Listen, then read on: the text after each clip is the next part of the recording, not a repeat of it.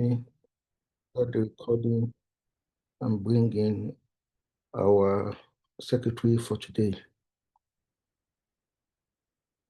Join us. Okay. Pardon me, please. The AI assistant to join. Great. Okay. Again, good morning, good afternoon, good evening, ladies and gentlemen. Thank you very much for joining us for this dialogue today. This is a program we hold every quarter where we gather stakeholders to come and discuss issues surrounding access to education, the content of curriculum, our curriculum content, the quality of our curriculum content, and other issues affecting the Nigerian education system. Is tagged the Reading Culture Dialogue and is one of the initiatives of LRF. LRF stands for Literary Renaissance Foundation. Quickly, we'll start with introduction. I will introduce myself first, and then so that others will also get to introduce yourself as well. My name is Babs Oladele, and I'm the Executive Director for the Literary Renaissance Foundation. I am currently joining this dialogue from Little Rock, Arkansas, United States of America. And I'm always glad to be here. The next person I will be calling, please, let's see your face because, I mean, it's being recorded and okay, we won't go live, but, the recordings will always be available online for others to watch. And we also send the reports, the compilation of some of the things we say to educational authorities in Nigeria across the federal and state level. So please, let's get to meet you as you are introducing yourself. Let's see your face so that we can put a voice We can put a face to the voice. And then maybe subsequently, if you want to just go invisible, we'll understand. So the next person I'll be calling, will also be on the first name basis, if you don't mind me, is Ifeoma Wabuchi. After that, I will just call Olushola, in that order. Then we'll call the next person. Good evening. Good evening. My name is Ifeoma Wabuchi. Yes, good evening from here. I don't know what it is in your place. I work with Wavecrest College of Hospitality. I'm doing my PhD with Moi University, Kenya. Oh, beautiful. I'm happy so to be here. You are joining from Kenya now? Yes. Thank you very much if you want to join us from Kenya. Olushola, please, let's meet you. Good evening from here. Good evening. Olushola is my name, as you rightly said. I'm a senior lecturer in Crawford University. I have a PhD in English language, and I've been teaching for the past over 2 decades. I'm glad to be part of this initiative. Thank you for having me. Thanks for joining us. You didn't tell us where you're joining us from? Which part of Nigeria? Sorry? Which part of Nigeria are you Currently joining us in Lagos. My Lagos. office is in Ogun State anyway. Okay. My university is in Ogun State, but my family is in Lagos. So I'm currently in Lagos, Nigeria. Thanks for joining us from Lagos. Dr. Wale Oni, as displayed on the screen. Let's meet you, please. Good evening, everybody. My name is Wale Oni. I'm an academic, faculty member at the GBS Canterbury Christ Church University here in England. Pleased to meet every one of you, and wishing us all a happy deliberation. Yeah. Thank you very much, Dr. Wale Oni from England. Here, which part of England are you joining us from? London, Manchester. Manchester. Okay. Welcome, Dr. Wale Oni from Manchester. Mary, let's meet you, then followed by GE, General Electrics. I hope not, but we'll get to know the real name. Well, good evening, everyone. My name is Mary.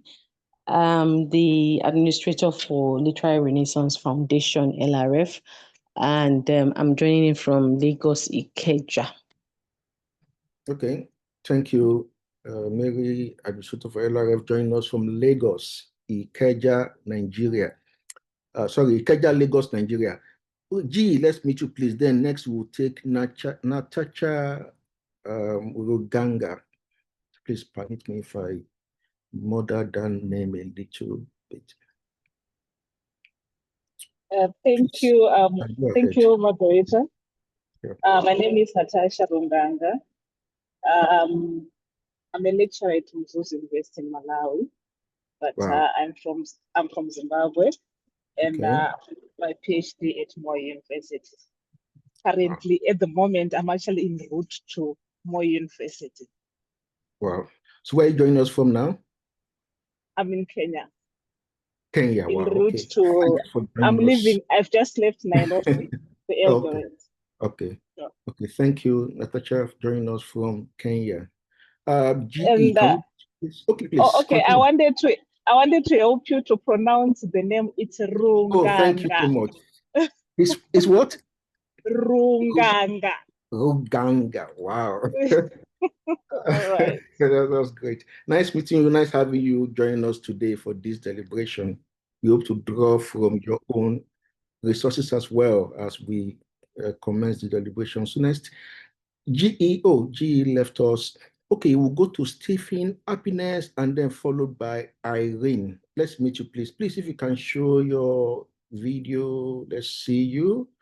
Otherwise, we just we need to get on it as soon as possible. So let's make the introduction first. Stephen, Happiness, Irene, none of you is talking, going. Okay, let's hear from Isiak Yahaya. Okay, Good evening. Irene. Okay. Good evening, sir. Good evening. Everyone. Sorry, I don't know who's talking. Okay, Stephen Happiness Chukwuzaram. I'm a student, a fashion designer and a voiceover artist, and I'm just joining the LRF, and I'm so excited to be here. Thank you. Thank you very much, Stephen Happiness, joining us. From where, student? Lagos? Motion Lagos, sir. Motion Lagos, okay, thank you. Irene, thank you. I think you're already displaying your video. Let's meet you, please. You're muted. Irene, you're muted. You're muted. We cannot hear you. Okay, sorry. Okay, great. Good Yes. evening, everyone. Can you hear me now? Yes, we can. Okay, good evening, everyone. I'm happy to be here today.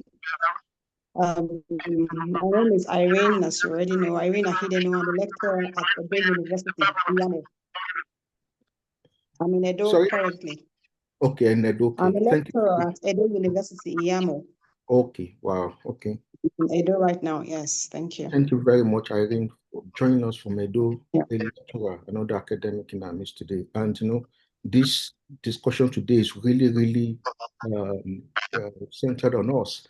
And I hope we'll be able to find some very effective solutions to recommend to education authorities in Nigeria once we are done. Okay, Isiak Yahya, Okay. it's your turn. Then we'll listen to Patricia Ibujano. Thank you.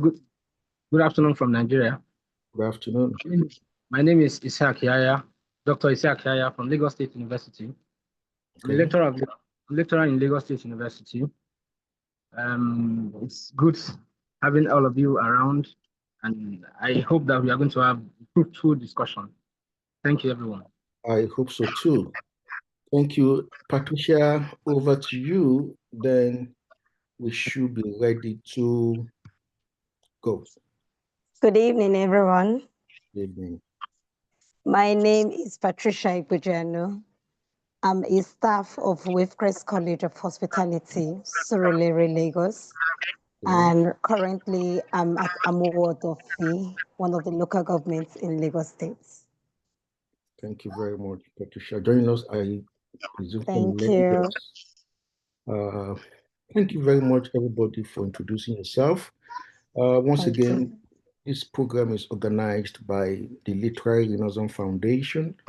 And this particular dialogue, this is the 12th edition we are having. We've had various stakeholders. We don't place the burden of experts on anyone because, yes, we know all of you are experts in various fields. So we don't place that burden on you for this dialogue. We call you stakeholders because, yes, it's a stakeholders dialogue. People who have stakes in the quality of education in Nigeria, in terms of the content, in terms of the regulation, in terms of the consumption of it, and even the use of it. Employers employ our graduates, people from that graduate from our universities and all that polytechnic, as you may have it. And also the content also affect them as well. So we bring people from diverse backgrounds, diverse callings to come and talk and about how can we improve this, the curriculum content, how can we make education more accessible, even edutech, how can we make it more accessible to our students and to our wards. And then parents as well. We've had ASU officials coming to talk to us at some point and all that. And as I said, once we are done, we usually compile the communique, and then we send them to Abuja, to Federal Ministry of Education, to legislators, that's the education committees at the Senate, and then at the House of Rep level. Then we also send to other agencies as well that are in charge of education issues in Nigeria. So I hope today to be able to have something very, very robust to share with them at the end of this dialogue. Now, I should also let you know that this dialogue is patterned after, I'm in the US at the moment, is patterned after the National Issues Forum guide that is being used by Kettler Foundation here in the US. All of us in America, all these Western countries, they are great. We want to come there, but they have their own issues too. But the very interesting thing about them, from what I've observed, is that they discuss the issues. They discuss the issues, and this issue guide is one of the tools they use to gather themselves to discuss the salient issues that are affecting them, affecting the welfare of the citizens. In terms of the governance and various issues. So we are using this issue guide that was developed by the Kettler Foundation and for National Issues Forum.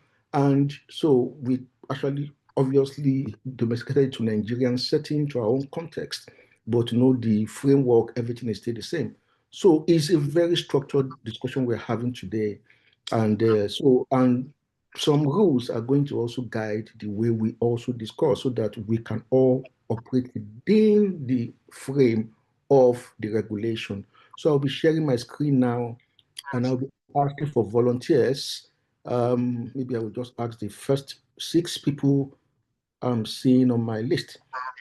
Ifema goes first, followed by Olushola, followed by Wale, Irene, and Natasha, and I think Isiak. So we'll read the rule in that order. So please permit me to share my screen as we enter the dialogue proper. So these are the ground rules. Please, one person should take one rule, should read one rule per time before we proceed.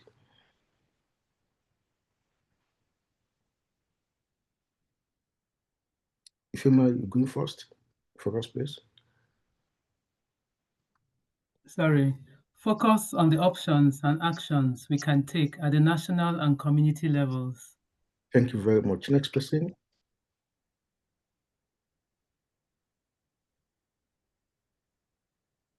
Olushola, I think you're next. Sorry, okay, next person to read after that. Sorry. Consider and know all options fairly. Thank you. Next person, please.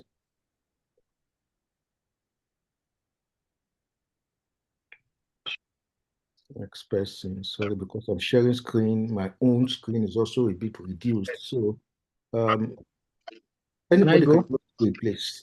If listening just as important as speaking. Thank you. Next person, please. No single individual or group should dominate the discussion. Thank you. Next person. Maintain an open and respectful atmosphere. Thank you. And the last rule. Everyone is encouraged to participate. Thank you very much. So if we agree to abide by this rule today, please can you indicate by using the thumb up button in the reaction tab or just by raising your hand? If we agree to abide by this rule, please can you just indicate by raising your hand or by using the thumb up button? This helps me as a moderator to be able to step in if anybody is. Thank you very much. If anybody is going south of this our road. So thank you very much to all of you for agreeing to abide by the rule. As I said, this also helps me to say, okay, this is what we agreed to run by. Please let's try and maintain an open atmosphere. Let every other person also has a say in the discussion. So back to the discussion proper now. Sorry, if I may ask. Okay, sorry, please. Permit me to ask. Do you have a time frame for this discussion? Well, it takes time. Hopefully, we should be done in an hour, 30 minutes, I hope. But, if you feel you need to go, please feel free to exit. I have other engagements around 6:30.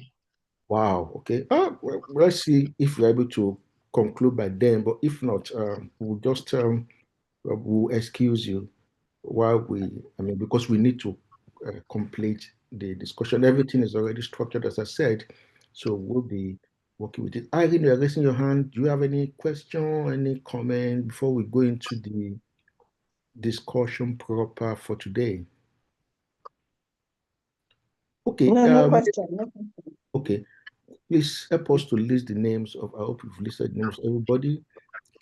Please, you will be required to read this. This is the issue guide, this is the forum, the framework we are using for this discussion today. As we proceed, each of you will be required to read just a paragraph. As I said, it's a very structured discussion.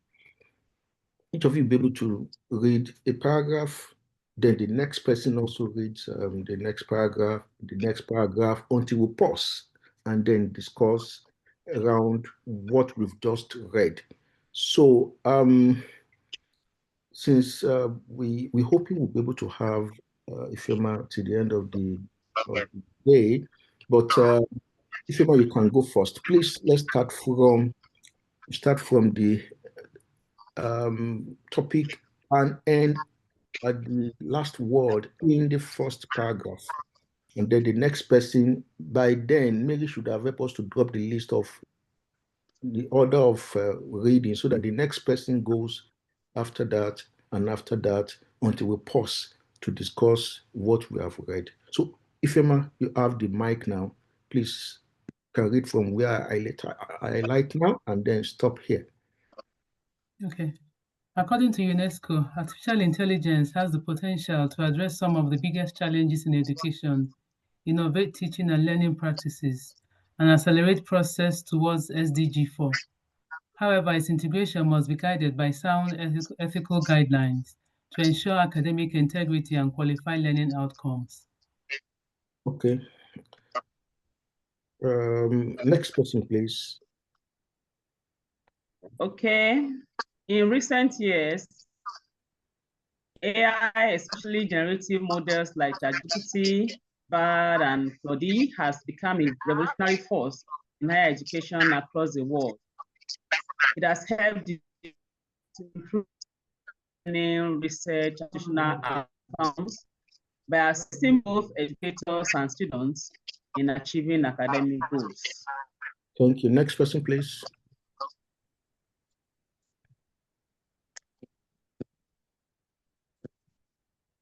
Nevertheless, the rapid adoption of generative AI in Nigerian higher education raises new challenges. Tools like Grammarly, Watson, and Killbot can be used to improve grammar, reward text, and refine academic writing. But when overused, they can hinder student development. Worse,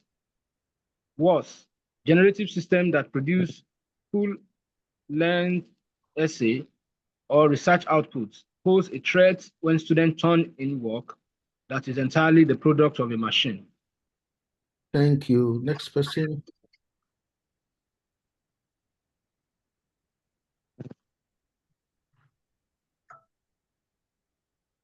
Next person, please.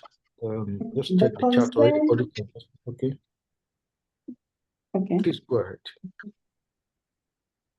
The concern is compounded by the fact that Nigeria's higher education system is not yet as technology savvy as its Western counterparts. Academic institutions already struggle with low quality assurance, limited digital infrastructure, and frequent cases of plagiarism and contract cheating. Uncontrolled use of AI could deepen these problems, threaten the value of awarded qualifications, and reduce public trust in the system. Thank you. Next person, please.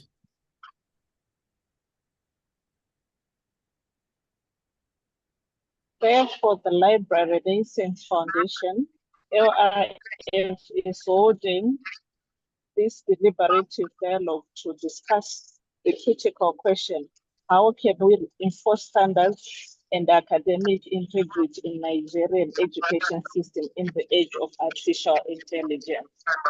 Thank you very much, everyone. Now, let's discuss. Do you have any experience around what we've just discussed and that you'd like to share with us? Or what are your thoughts generally about what we just read now? There are still parts of the dialogue that we're going to touch, but let's discuss this introduction. What are the experiences you have? What are your takes? I mean, on this portion we just read now, on this issue generally.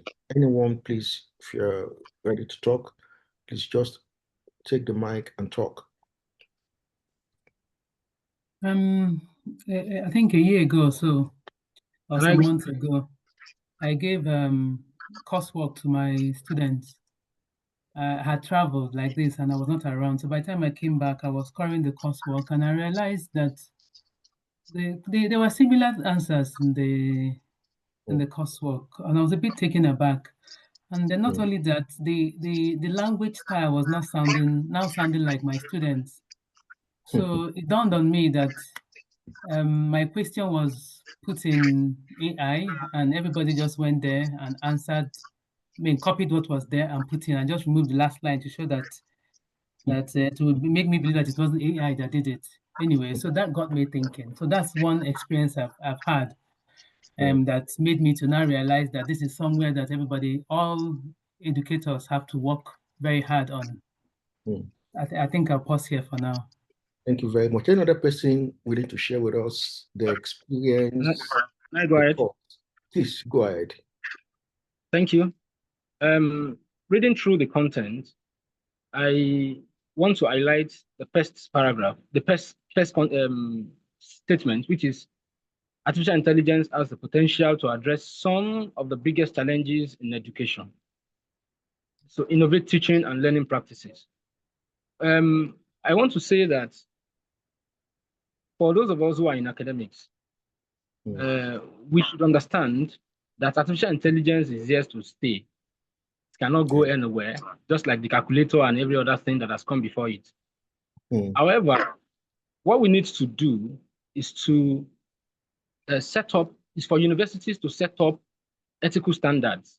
There are ethical standards for the use of artificial intelligence, but up till today, it is only the National Open University and maybe Covenant, if I can remember, that has a clearly stated artificial intelligence policy statement. All other universities in Nigeria, the big ones, the small ones, the private, the public, all of them do not have clearly stated policies for the use of artificial intelligence in Nigeria. I know this because I had partaked in the NUC artificial intelligence training. I had partaked in university intelligence training for higher education lecturers. So just recently was when now introduced their own policy after Big Bay wrote to them. So, but all other universities in Nigeria have not included that in their statements. They have policies for payments, policies for progressions, the condition of service, everything, but they do not have policies to guide artificial intelligence usage. And I think it's a very big lacuna in the operations of and the use of artificial intelligence in our universities. And this is why lecturers are caught in the act. Researchers are caught in the act. Everybody is caught in the act. Even statements written for vice chancellors, for felicitation or convocations and all of that. Some of them are written with AI. And when they display it on the platform, we see it unchecked.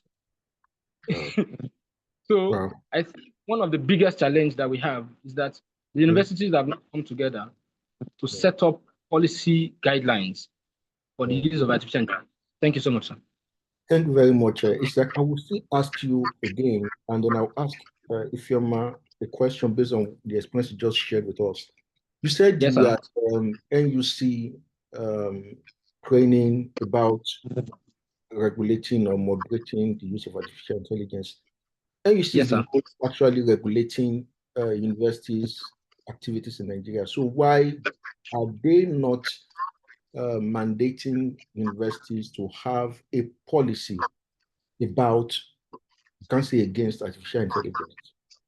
Why obviously not doing something? Because since they are the ones regulating universities' activities anyway. Thank you. Can I answer that? Yes. Yes, sir. Thank you.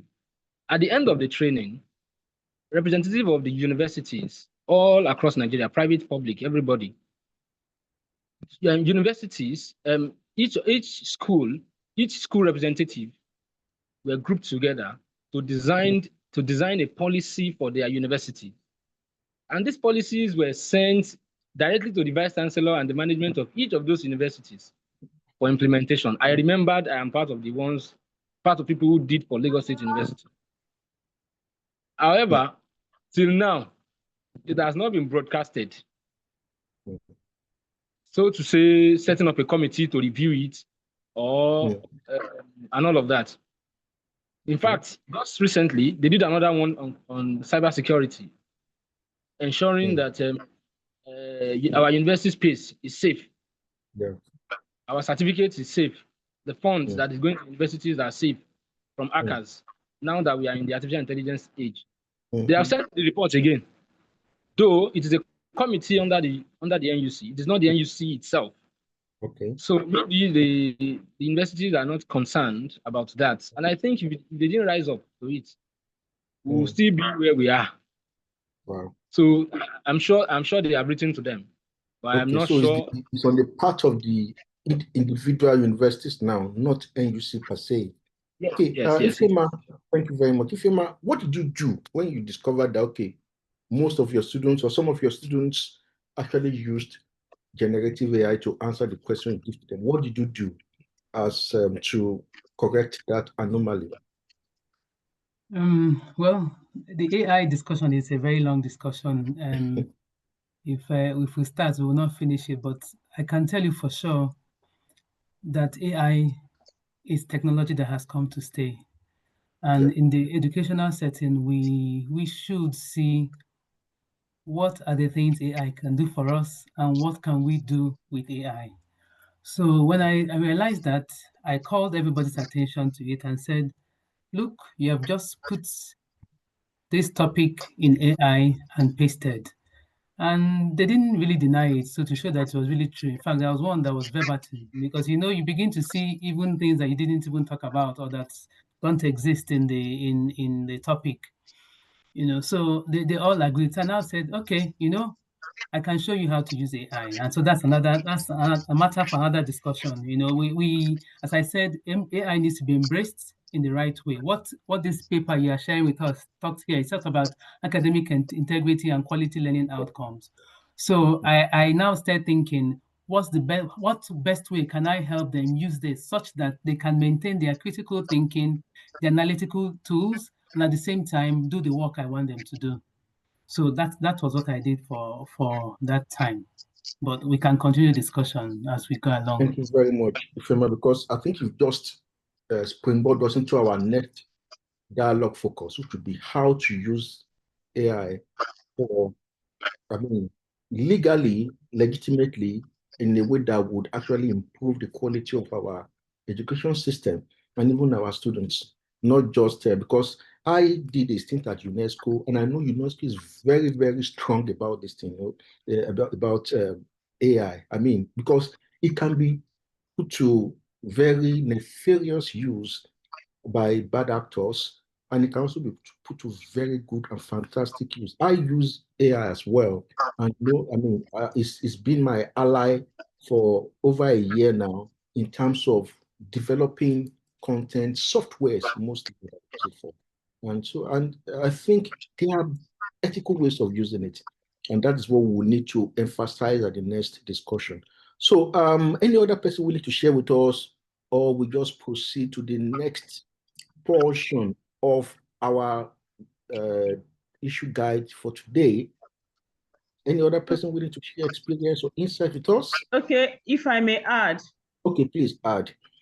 Since it's a global issue, and particularly now it's a national issue, I think creating awareness is key, because majority of people just find an easy way out, and they go by AI generated messages, research work, and all that. So if the awareness is there on what to do and how to maximize the use of AI or any other such tool available for improvement, I think it will go a long way to give the right direction and to also indicate that there are consequences of using it the way that will not be in the best interest of the community. Okay, thank you very much. I'm afraid that is all we can take for. Okay, Natasha, let's hear from you. I want to give us a more cross-continental perspective. Natasha, you have the mic now. Please, let's hear from you. Thank you, moderator. Well, I wanted to say yes, what the other presenters are saying very true. I think the issues of AI, they need to be, people need to know that there's nothing wrong with using AI. Because at the moment, I would want to talk about our university. It looks like everyone is using it, but people use it secretively. You will see with the statements they are presenting. That's when you know that this could be AI. So I think, like what the other presenter said, awareness needs to be made to people that it's not something that is secret. There is nothing wrong with using this AI, and guidelines needs to be set. I think on the issues of policy and guidelines, universities, most universities at the moment, they don't have that. And I think what is happening is because AI is taken over at a faster rate and what people were anticipating. So it's like universities are even lagging behind when everyone now is using it. And now it's not a problem. And I would want also to say that it's not everything that you find in AI that is true. Some of the things are not are very misleading. And I think myself, I think I have 3 incidences with AI, and I argue with it time and again that this is wrong. We are not telling the truth, and it will agree that I'm sorry.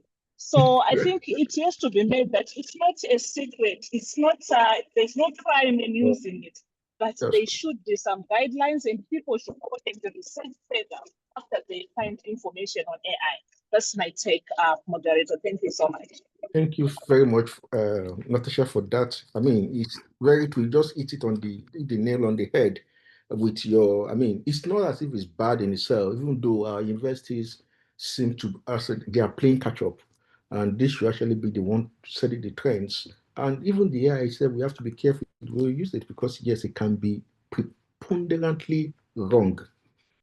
And so if people don't use, I always say that as it's called, it's artificial. The intelligence is artificial. You can't compare artificial intelligence with native intelligence, and that is what we humans have. So when you mix the two, you get a very dynamic mix.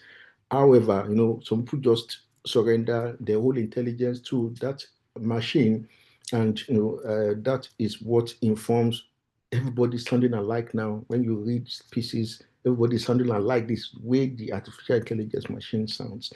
Thank you very much for that. We'll now proceed to the next part of the dialogue. Natasha, since you just spoke to us, please do us the honor of reading the paragraph that introduces our option 1. You start from option 1 and then you stop at resources. Then the next person can also read the next paragraph for us. Natasha, you need to, okay, thank you.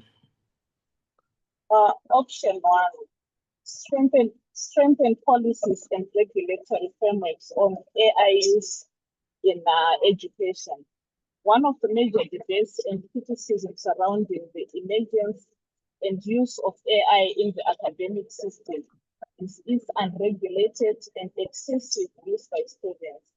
This includes an over-reliance on AI tools, which can hinder the development of critical thinking skills and increase the risk of plagiarism. These negative consequences often overshadow the positive intentions and benefits of AI in education, such as personalized learning and constant access to learning resources. Thank you. Next person, please.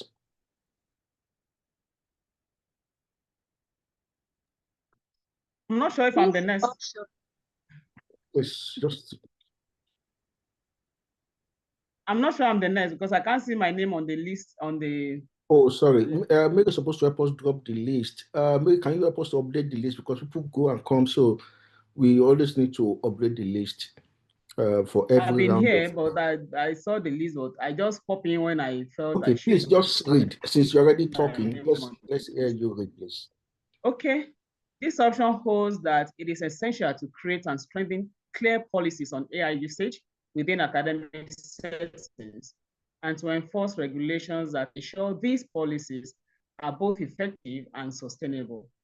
Such frameworks would help maintain academic standards and integrity across institutions. Thank you. Next person, please.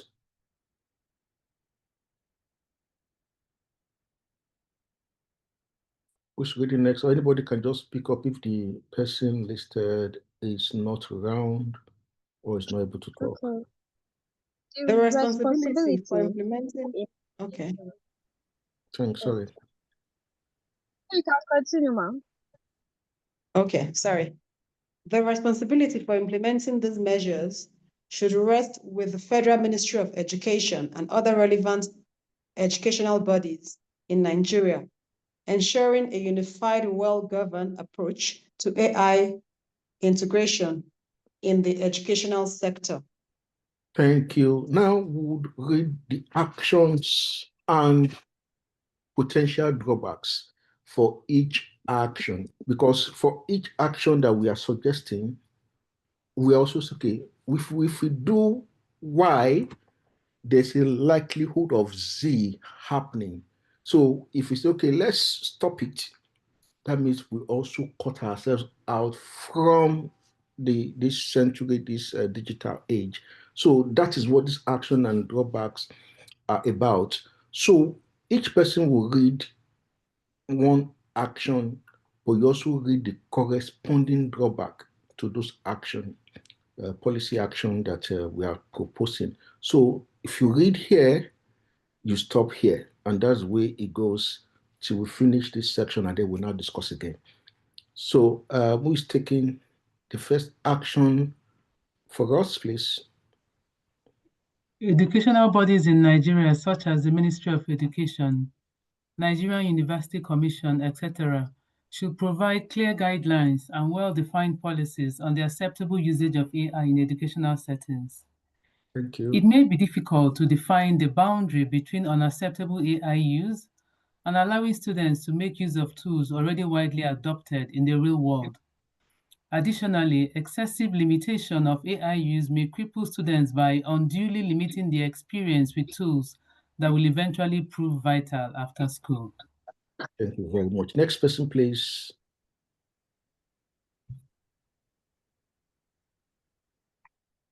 The National University Commission alongside the Federal Ministry of Education, should enforce regulatory frameworks that ensure uniform standards for AI integration across schools and universities in order to maintain fairness and academic credibility.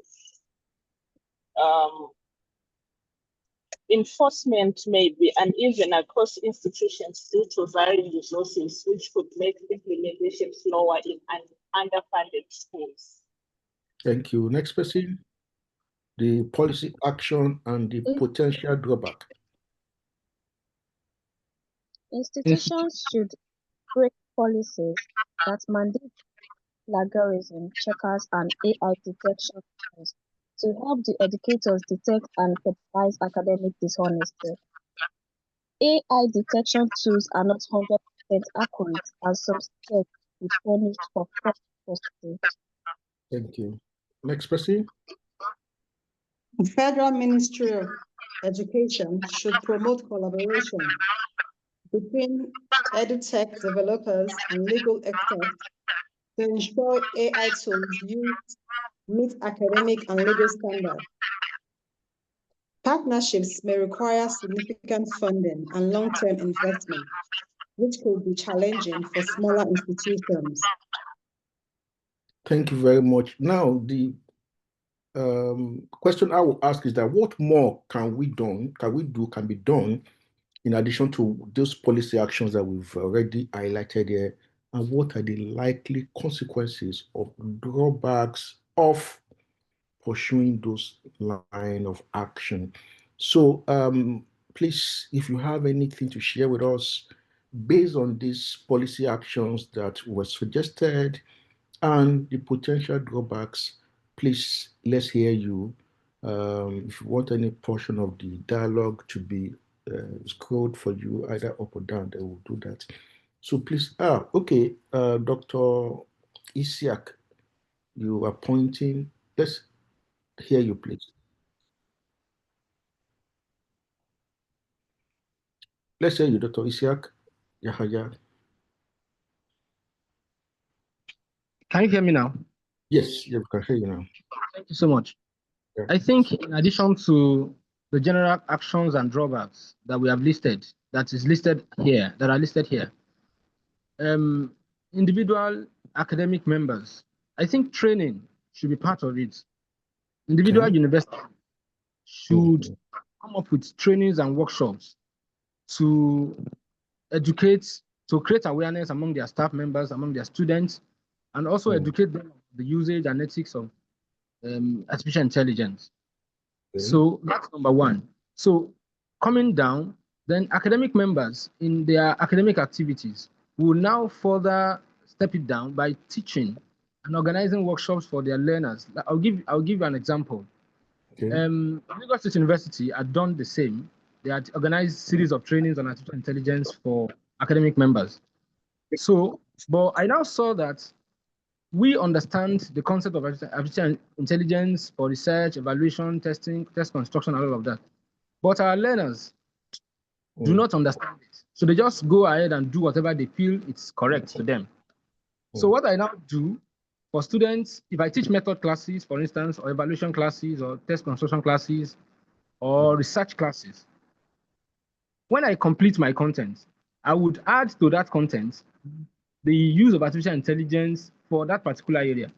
If it is research, I would teach them how to use artificial intelligence for analysis, for data collection, for this, for that, all of those things. So I would organize a workshop to train them on artificial intelligence for developing content and how to efficiently use it and use it correctly, following all the ethics. So, and that has helped my students particularly to distinguishing them from other students who are using artificial intelligence like every other student uses it. So I think that we can, then those are the things, the actions. Then the drawbacks is that when that happens, majority, normally we have lecturers or academic members who are naturally lazy, right? Naturally lazy to even perform their activities. So when we now introduce them to artificial intelligence, so they will not just think. The same thing, we have students like that who are naturally lazy. So it is those people who knows how to do things that artificial intelligence can be efficient for. So, but there are people who do not know how to do things. So introducing artificial intelligence to them can even take them out of the way totally. So that is the drawback that I feel go along with what I've said. Thank you so much. Thank you very much, Doctor. It's like you just actually hit the nail on the head. I mean, because when you were talking, okay, in terms of what you have done with your students and all that, what I was thinking about was, okay, you are just like a drop in the ocean. How many lecturers are willing to go that extra mile to engage the students, teach them about what to do and all that? And then just as I was still thinking that you took the thought out of my mind, even the lecturers themselves, some of them are lazy. I mean, don't even want to, and some of them they're just later. They don't want to even get involved with anything technology at all. And that can also hinder us making progress in this area. And as we've all agreed here, AI has come to stay. But my own thinking is that if you are a good professional, AI will make you smarter, better. But you're an average one and you use AI to just make the person poorer. I always tell my colleagues and say, if you use AI and you're an average writer, it will just make you a poor writer. If you're a good writer, use AI to just make you really, really look smart. So, I mean, we have to strike a balance there to see how that works. Olushola, I know you are raising your hand. Please, let's hear you.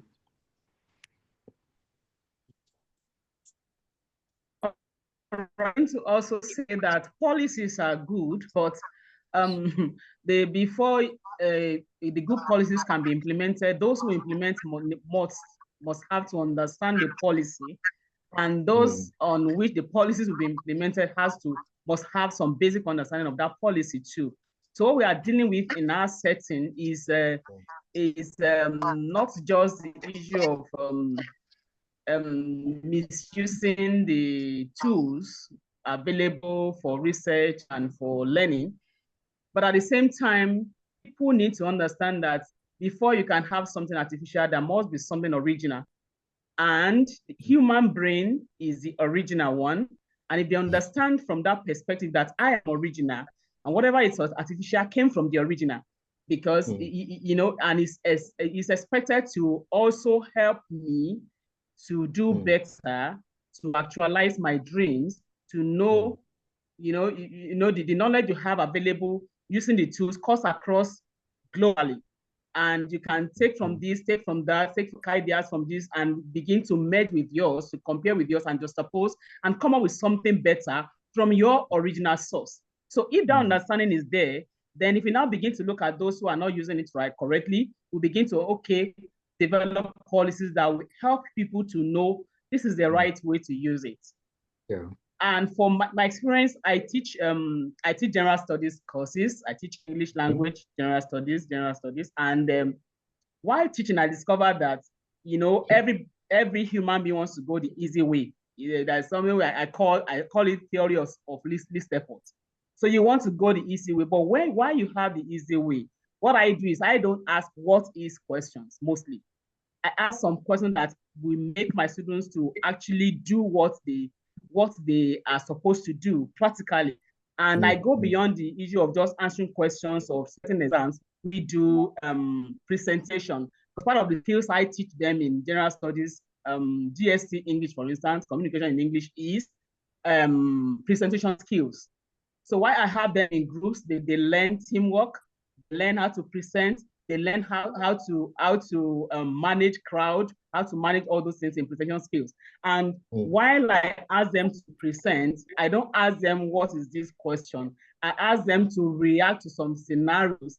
And by the time they are reacting, there is no how they can go and copy anything from AI. They need to be original. So when they discover that this is what I want and this is the way we go, they kind of make more efforts to ensure that they present original work. Because I've done it before, and what I got was that they just went ahead to copy. And I said, I know you. When I interact with them, I know their level. So when they give me what is beyond them, I know it. So I don't even need any tool to tell me this is a plagiarized work. This is a copied work from somewhere. So, it becomes a win-win thing, because they know if you give me what is there, I give you 0. I don't even blink before giving him that. So they know it. They don't want to score 0. So they want to make that effort. I say, there is something original that is deposited in you.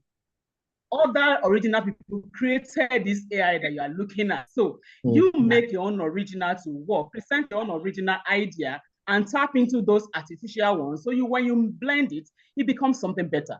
I think that's a better way to go for me. Thank you very much, Doctor. And I think that just also hit it on the head. The way you also go about it. And I think what you said actually gel with one of the policy actions we proposed in this issue guide about using locally contextual scenarios and examples to actually draw the genius out of our students rather than just giving them a bland question that they can just copy and paste when they're answering it. I don't know if you want to say something. Yes.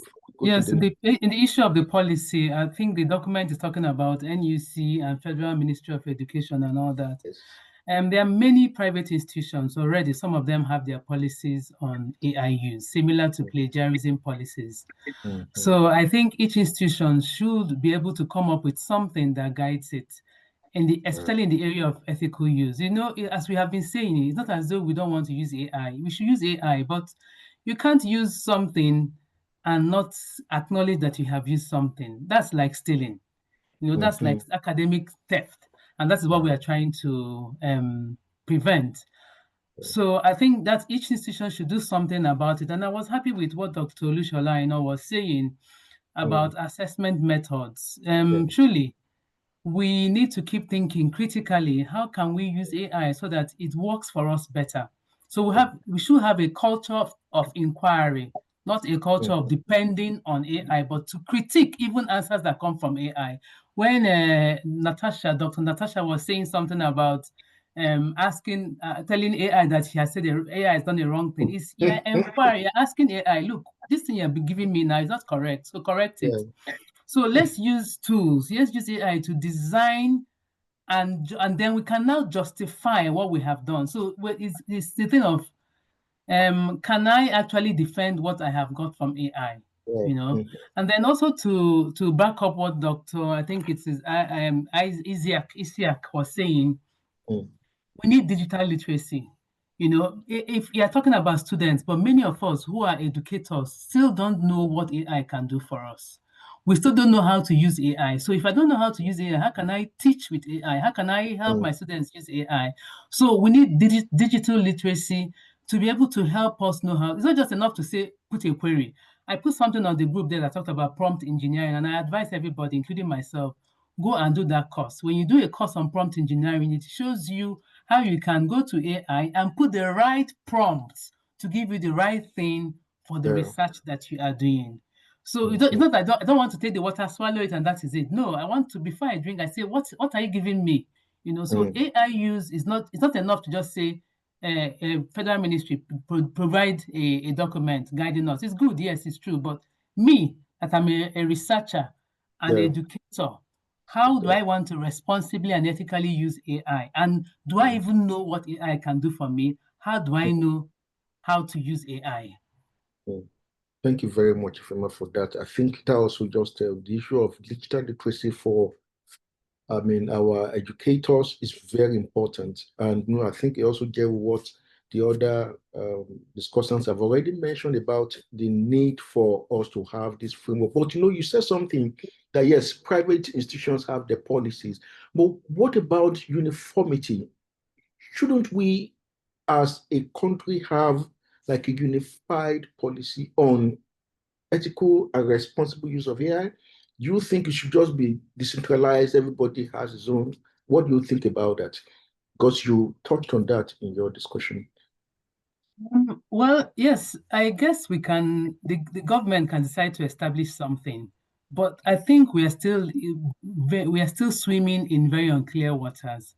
So I think as it is now, the Nigerian educational system is still very young to understand and to be able to put guidelines on AI use. In fact, I don't know, when Dr. Isiak was talking, I said that they had training and all that. I can bet there are still some gray areas. People that were in that training that he was mentioning I also bet that they haven't even understood yet what we are doing with AI. They haven't really got the clear picture of what we are doing with it. So I think we are still very young. When I talk about private institutions, there's some private institutions because they are faster and they are interested in really having standardized things. There's some universities that you don't want to mention their name and say that you have a wrong work that has been plagiarized or something. So they are very fast in doing it. Yes, we can have guidelines from NUC, from MBTE and all that, but I think we are still young to be able to say this is a kind of system that a policy that we should have now. Knowing also that even outside Nigeria, countries or institutions that have established policies is something that is ongoing. So they can say, there's some institutions that will say, no, you can't use AI, but now they know that AI is important. So they will tell you AI can be used as for assisted work they'll tell you things like editing your work, creating an outline, and so on and so forth. So it's something that is quite mobile. So yes, NUC can come up with something now, and then we can say, okay, this is what we have done today. That is 11th of October 2025.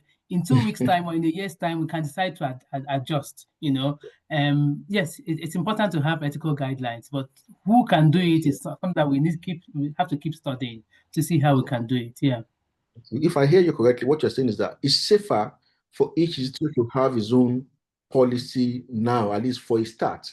And then when we get to that stage where we are mature enough, we know enough about it, we can now have a nationally cohesive policy that guides our use of artificial intelligence. Thank you very much for that. I think that is all we can take for this policy option. We'll go to option 2.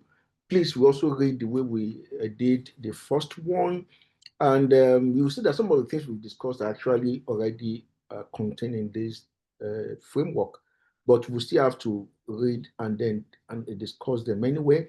So please, we have a volunteer to take I don't know, do we have a name? I'm not seeing the chart, but I believe the names, order of reading will have been dropped in the chat box. Please just see where your name is and let's read.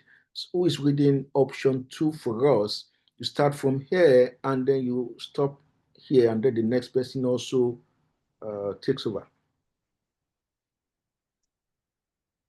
Option 2, invest in capacity building for teachers and students on ethical AI use.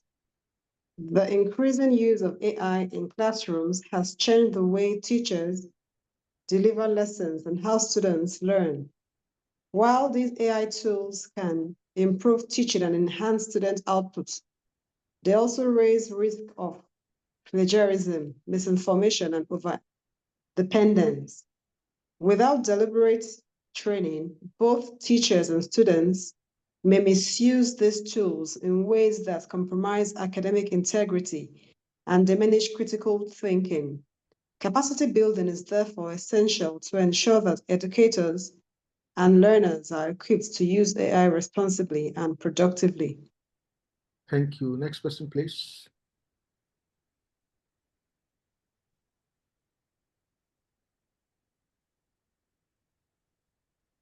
Next person. So anybody can just type the... Okay. This option holds that strengthening the digital literacy and ethical awareness of both teachers and students is vital to ensuring that AI serves as a complement rather than a substitute for genuine learning. The Federal Ministry of Education, with the Teachers Registration Council of Nigeria, TLCN, and institutions of higher learning should lead the provision of structured training and digital literacy programs to build capacity across schools and universities. Thank you. Another person supposed to read the action and then the drawbacks. Each of them will go one by one. Universities and colleges should introduce compulsory digital literacy, RDLI ethics courses for students across all disciplines. Students may see these courses as an added burden and find the workload unbearable. Thank you. Next person.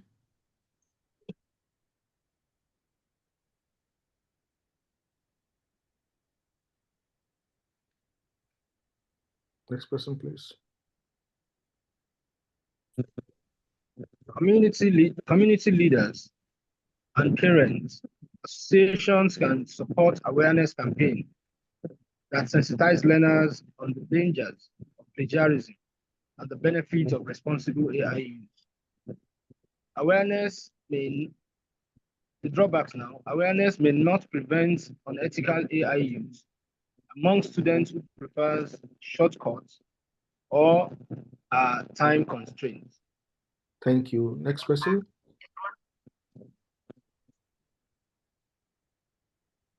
Institutions, can I go on? Please, go ahead. Institutions should establish AI resources centers or hubs where educators and students can learn hands-on ethical applications of AI. Should I continue? Yes, read the drawback. Okay, what more can be done to No, invest? sorry, you were supposed to read here. For Okay, each setting. yes. Setting up. Is it setting up? Yes, please. Okay. Setting up such centers may require significant investment in ICT infrastructure, which could be challenging for smaller schools. Thank you very much for that. So the question I would always ask at the end of some of this policy action is that what more can we do or should be done in strengthening this policy option that we just read, and what are the likely drawbacks for pursuing that line of action? So let's discuss this second policy option that we've just read, and if you have any experience, if you have any insights, if you have any recommendations, please, let's hear you. Irene, you want to talk, or it's not just, you see that some of these actually resonated with what we've talked about earlier. Okay, I think, Isiak, are you talking? Please, let's hear you as we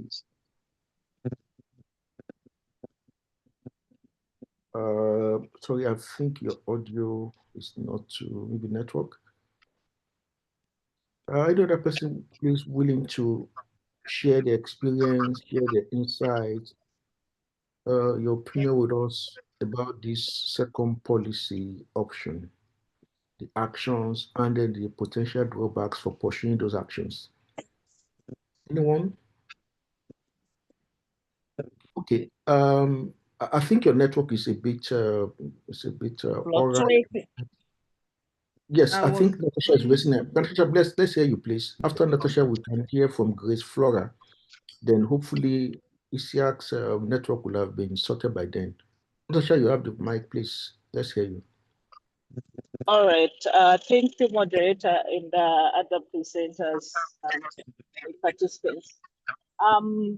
Yes, capacity building is one of the critical things in trying to make sure that there is ethical use of AI.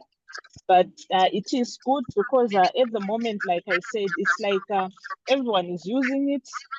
Most of the people are using it, especially in the academic circles, but no one really wants to come out in the open that I'm using it. So one of the drawbacks could be, you know, no one, it's being done secretively.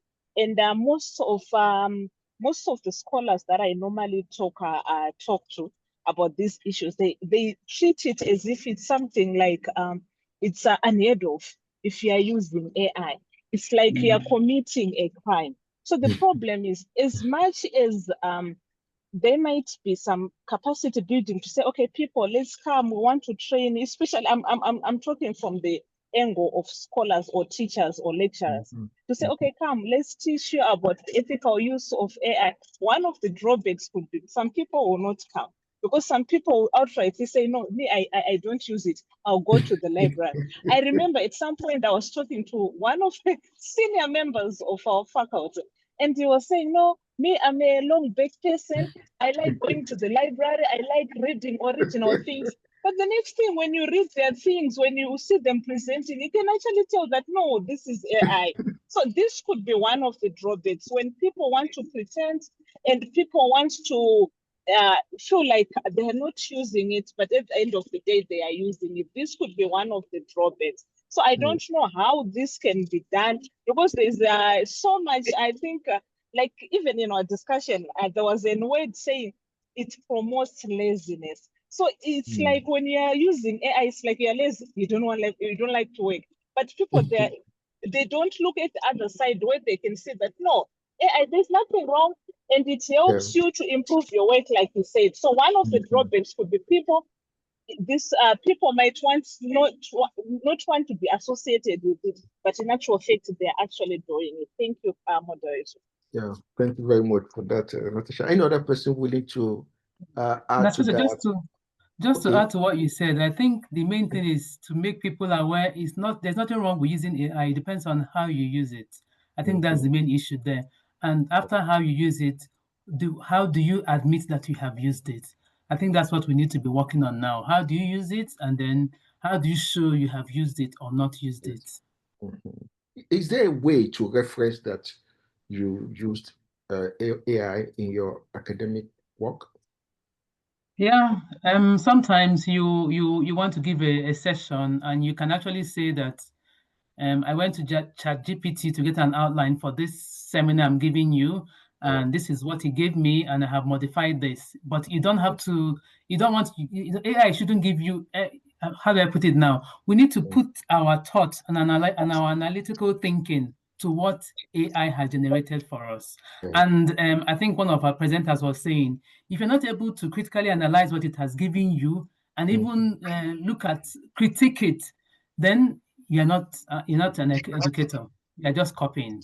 And anybody under the bridge can always copy. Yeah, that's true. Natasha, you are raising your hand. You want to add something to that? Can I add something? Please. I think. Oh, sorry. I think Ifeoma has said it, that you can reference it to say this. I've gotten it from GPT chat and everything. That's what I wanted to say. I think Ifeoma has spoken much about it. I will not repeat again. Thank you. Thank you. Okay, Isaac, let's hear from you, please. And then we'll go to the third policy action. Thank you, sir. And thank you, everyone. What I wanted to add, looking at the content where it's referenced that the Ministry of Education can partner with TRCN and all of that. So that content triggers something in me. Say that I've seen in public primary and secondary schools, and even in some of the private schools that has very large populations, what we have seen is that the teachers are still traditional teachers. So majority of them have to write lesson notes, develop content, and even provide instructional aids to teach learners from their creativity. However, the Ministry of Education, the SUBEB, and every other agencies and all of that can put together as part of their training. I've been part of SUBEB training a number of times. None of those trainings have anything to do with artificial intelligence. And the ministry or agencies can incorporate the adoption of artificial intelligence in the practices of the teachers so that it can also assist them in the services that they render, their pedagogical practices, their development of instructional aid. For instance, I have an experience with one of my son's teachers when he was trying to get a instructional aid to teach the learner, and because the instructional aid was not available at that moment, so the person was confused. So I said, you can use Copilot now. It will convert it to a picture. You can even generate videos using NVivo. And she was able to practice maybe in 5 minutes that I was with her. And she got it done. I said, this makes my work easy. Nobody is telling us all these things. I said, nobody will tell you anything. However, if the ministry or SUBEB or all government agencies can also step up trainings and awareness for teachers at lower level to be able to gather information and have access to details of artificial intelligence, to be able to make their work easy. Okay. In terms of grading, some of them have large number of students to grade. They have large number of students to set questions for and mark. They can't even do simple Google form to run it. So that is on another level. But talking about artificial intelligence, I think it can assist in development of content, lesson notes, lesson plan, instructional aids, and materials. And I think that's part of the policies. Thank you. Thank you very much. I will hear Dr. Aino shortly, but I would like to take you up on that. Yeah, you mentioned the fact that, yes, government should think about this. Yeah, why these resources, most of them are free, like you mentioned in Copilot, even ChatGPT, you can do the free plan and all that. What if we are talking in terms of now integrating it into our curriculum, training our teachers? What about the cost? Yeah, because you mentioned Subeb, they've had this training, none of them have been on artificial intelligence. What is the budget that goes to the Federal Ministry of Education and that dovetails down to Subeb as an agency of the ministry? I mean, what about that? What about the cost implication for this thing for government or for those agencies that are involved?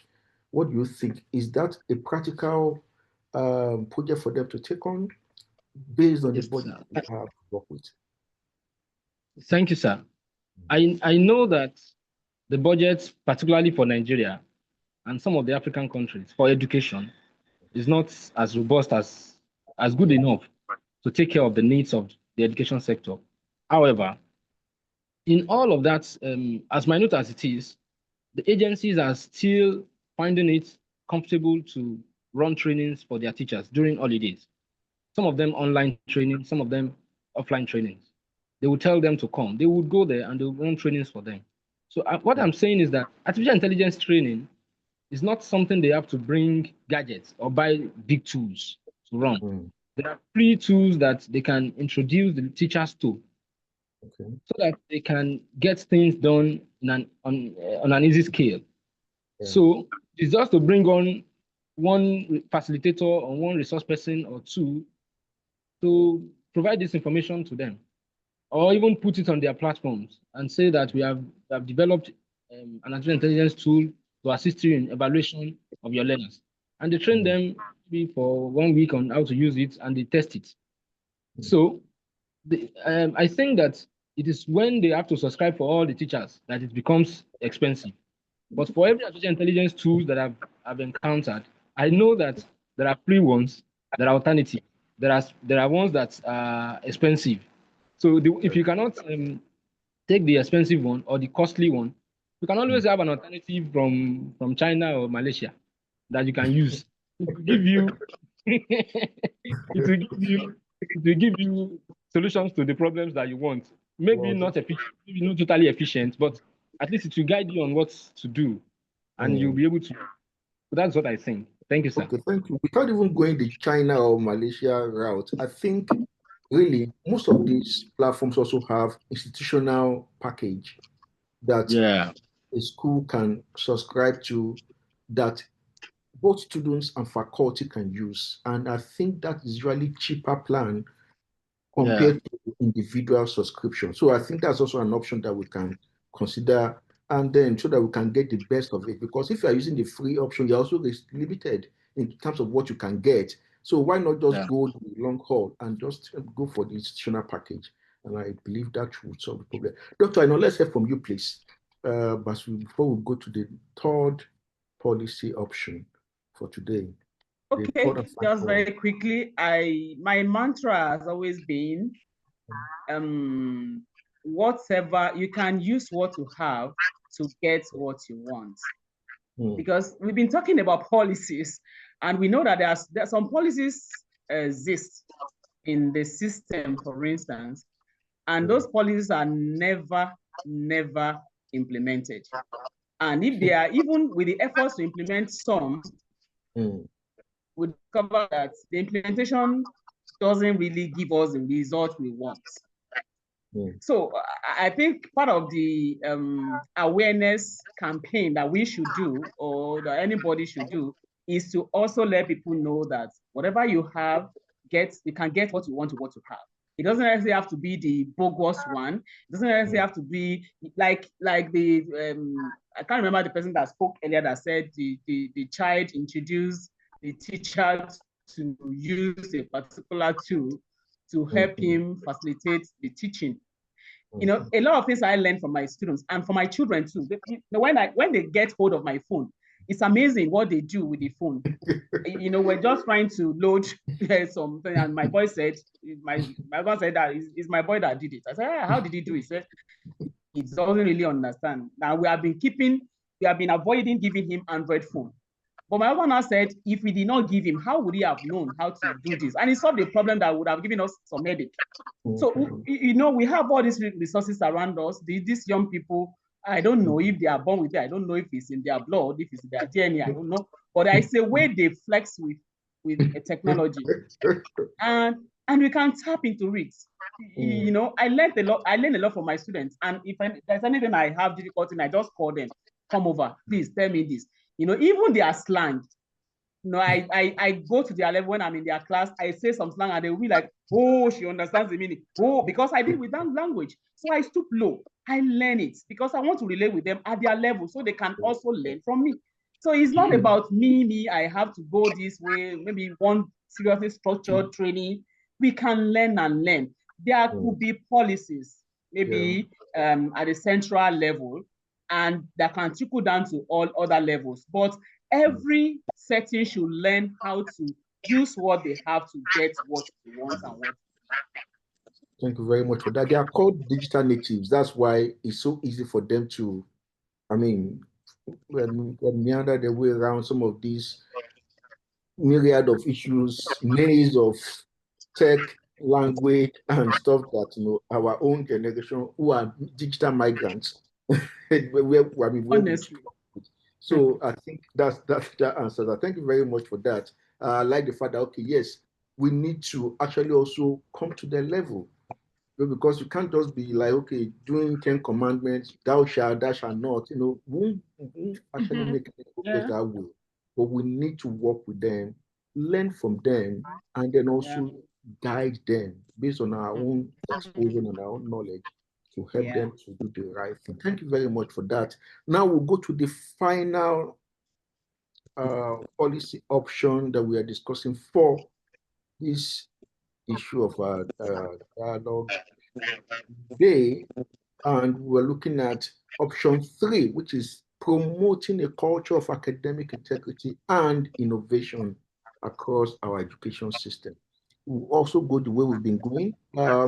Somebody should help us to read from the option 3, and then you end at institutions. Another person will also take the mantle of reading from there till we get to the policy actions. So who's reading for us first?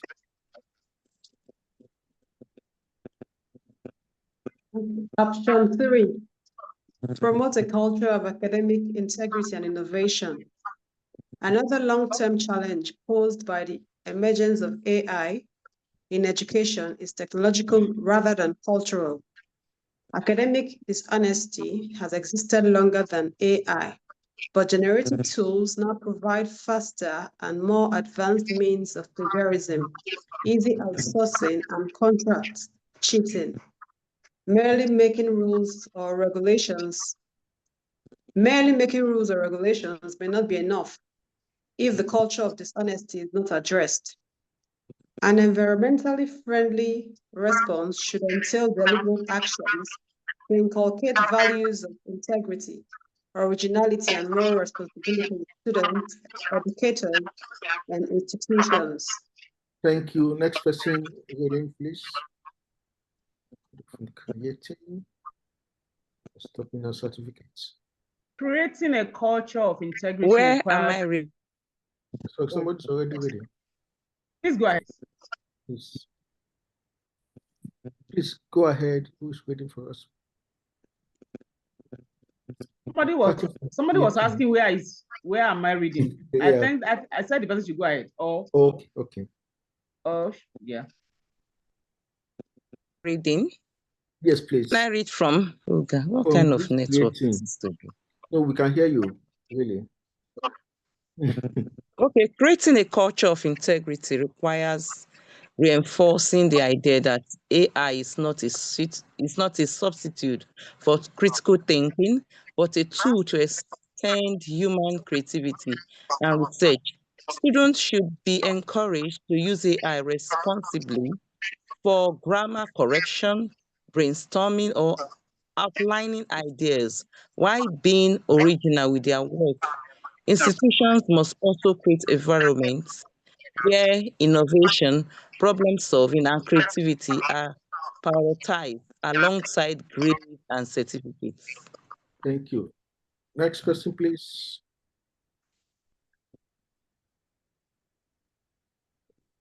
Okay, this option holds that promoting a culture of academic integrity and innovation will ensure that students and educators embrace AI responsibly while upholding the integrity of Nigeria's education sector.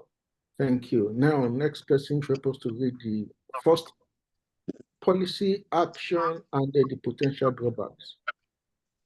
Read from here and then stop here.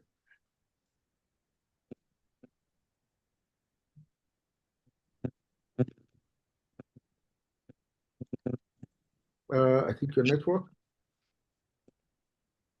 Somebody else, please.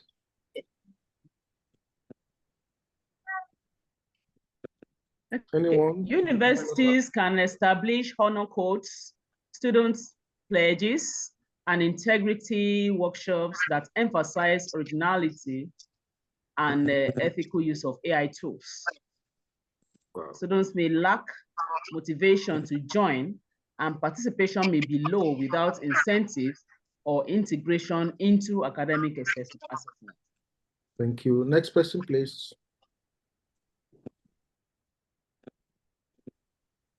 Education should design assessments that encourage locally contextual critical thinking and practical application that makes it hard for students to rely solely on AI generated answers. This may increase lecturers' workload in developing new forms of assignments, and there is the risk of lecturers giving students arbitrary assignments beyond their capacities. Okay. Next person, or the last reader for today. Students' associations to champion peer-led campaigns, promoting honesty, creativity, and responsible use of AI in academic.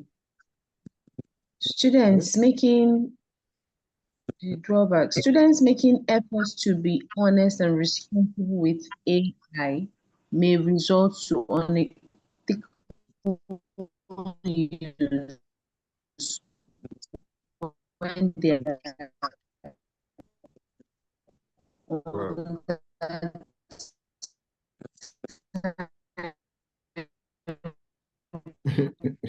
That is a very laborious reading. Can we have somebody also whose network is a bit okay to retake that for us, please? Student associations should champion peer-led campaigns promoting honesty, creativity, and responsible use of AI in academic work. Students making efforts to be honest and responsible with AI may resort to unethical use when they are under time constraints or find their work too challenging. Thank what you more? very much. So, okay, yeah. I mean, that's my question. So what more can be done to promote a culture of academic integrity and innovation? Okay, please go ahead. And what are the potential drawbacks for that? I was going to end with the thing of, after all we've discussed, we need to promote a culture of integrity in our institutions. So I don't know what happens in yours, but for us, we hold highly ethics at work. Professional ethics is a subject that we do, and to tell people that character is more important than getting 100%. So it's better to get 60% with something that you've worked on, or 100, rather than getting 100 that's something you've stolen, that is not your work. So ethics, and then teachers are formed to reward original thoughts. If I had mentioned earlier on to encourage citing AI, when you have used AI to do some work, yes, cite it. But the thing about integrity is promote a culture of integrity. That is, make people aware that it's good when you are upright, better than when you are falsify things to make your mark to come out to pass. I think that's what I wanted to end with. And with this, I'm sorry, I will have to leave. I have another meeting now. Thank you very much for having me. Thanks for joining us today. We've really enjoyed having you around. Thank you so much. Okay, Dr. I know you want to also weigh in on that, please. Yes, I see part of what we read from this last session is to encourage reward. Is it reward? Yes, please. Yes. There was a place where right. okay. Yes. And reward. That resonates with me, because when you encourage and you make them feel that there is reward for every good work, I think you will be able to, or incentives. Yes, I got it.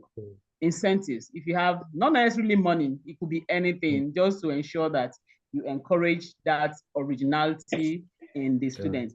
And now that this thing goes beyond students, because like somebody said earlier, that we see people, even people in high positions, senior academics, when they want to give maybe address an audience, you see a lot of AI generated messages, and you begin to wonder, does it mean that people have lost originality, or they can't just come up with some things that are original or something? I think at this level, at both academic level and student level, there should be a way of encouraging and also preaching, let me say, use the word preaching, smart goals.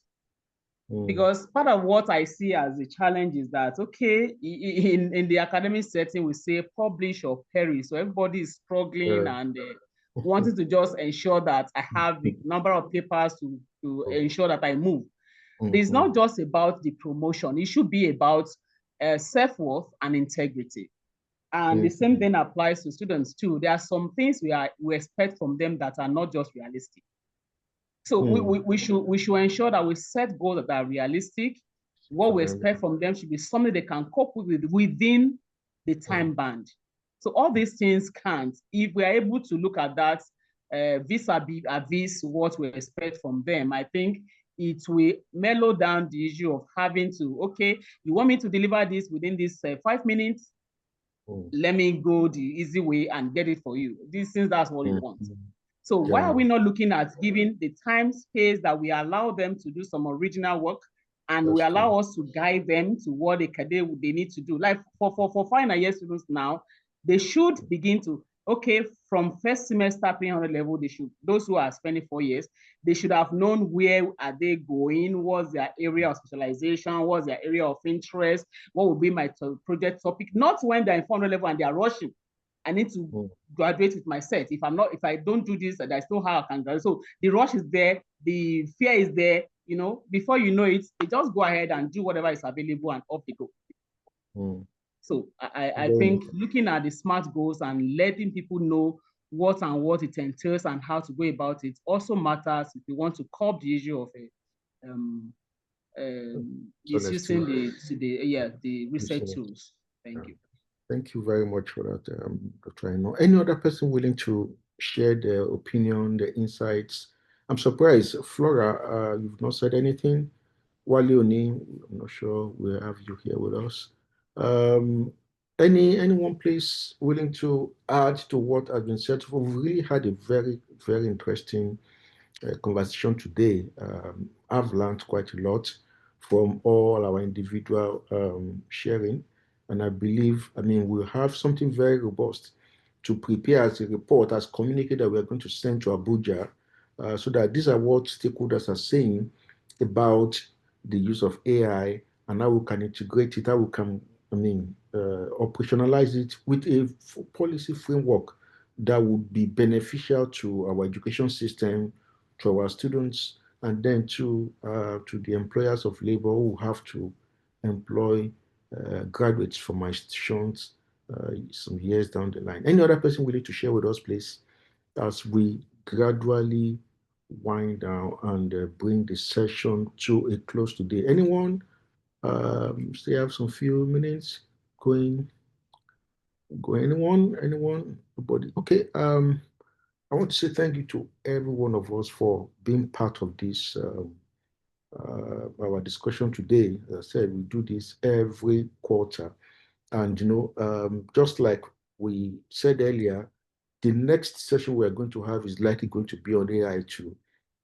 How do we use it ethically? How do we integrate it into our curriculum, into our operations in our various institutions in a way that will be win-win, both for the educators, the students, the government, and even the employers. And let's see how we're going to make that work. So I want to say thank you very much on behalf of the management and the board of trustees of LRF. I say thank you to everyone for being part of this session today. As I said, this is one of the also the programs we have at LRF. We also have a monthly book reading where we bring an author of Nigerian extraction to come and read from their works to us.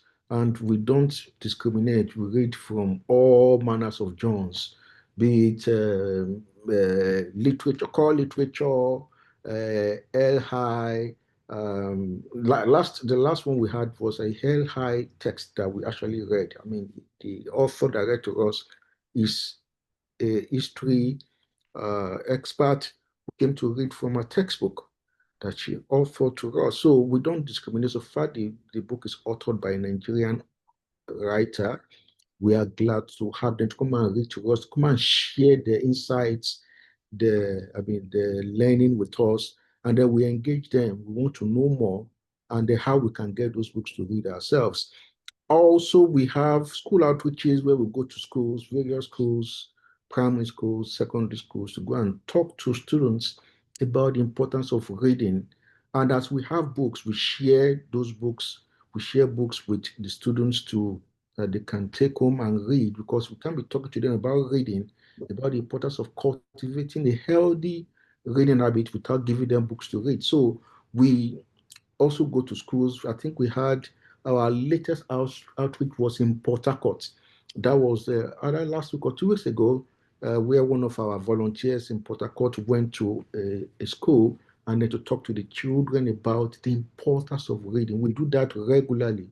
I'm sure we have outreaches planned in the coming weeks. So those are some of the things we also do. We go across various parts of the country where we have volunteers who are willing to join us. And if you want to join our volunteers workforce, you are highly, highly welcome. If Mary is here, she can drop the link for us to join the volunteer workforce on WhatsApp, so you get to know what we are up to, where we are going for our next outreach. And if you are close to us, you can always just join and go to airports, talk to the students about the importance of reading. And I'm sure we'll all be the best for it at the end of the day. Okay, Doctor, I know you are raising your hand. You have something to say as we bring Yes, I session. was just going to quickly add, when you're talking about reading, I discovered that we did not actually say anything around that.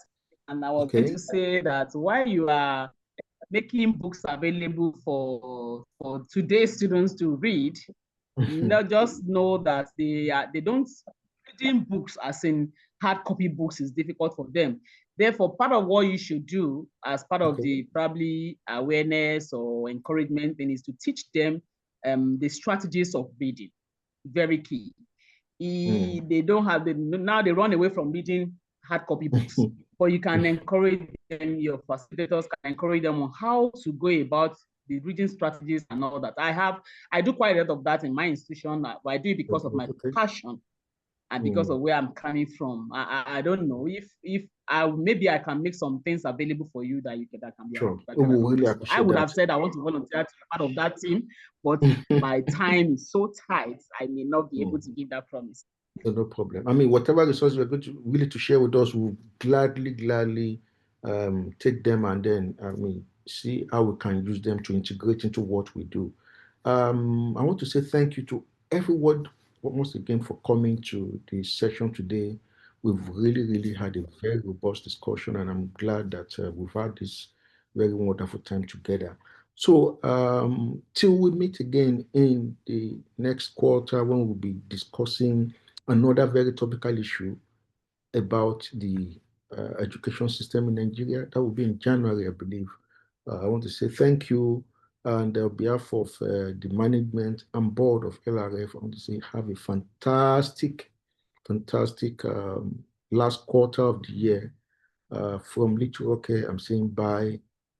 See you later. Thank you very much. It is a privilege. Thank you for keeping to time. Running for, Yeah. I'm happy I'm able to be here till the end of it all. Like I was thinking I won't be able to do that. Thank you very much. Thank you for the privilege. Thanks. Bye. Bye.